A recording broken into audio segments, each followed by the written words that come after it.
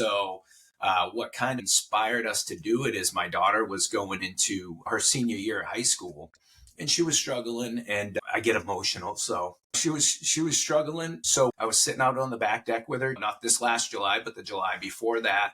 And we were having a great time. We just got back from camp. We were laughing and joking outside on the back deck. They were gearing up, getting ready to start their week. It was a Sunday and we were laughing, joking, but my daughter looked sad. She looked Mhm. sad. Her eyes were glossy. She just looked uncomfortable. And I was feeling uncomfortable. And I looked at her and I said, "Hey, Maddie," I said, "have you stepped on the scale recently? Do you know where you're at? Mhm. Just out of the blue, like I said, we were having a great time. Things were going good, but I just had this feeling." And she said, "No, I've been avoiding it."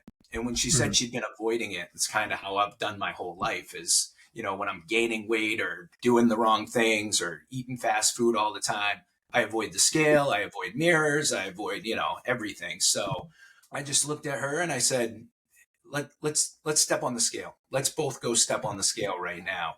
And, we did. And she started crying. She started Mhm. crying. I started crying. Geez, sorry, Randy. Dude, Get no, yeah, emotional. I'm honestly It's gonna one start of crying those. too.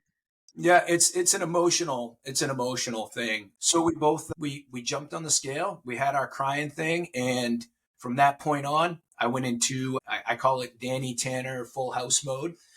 Cue the music in the background, join that with like Tony Robbins, and I went into like, we're gonna do this. Let's do this together.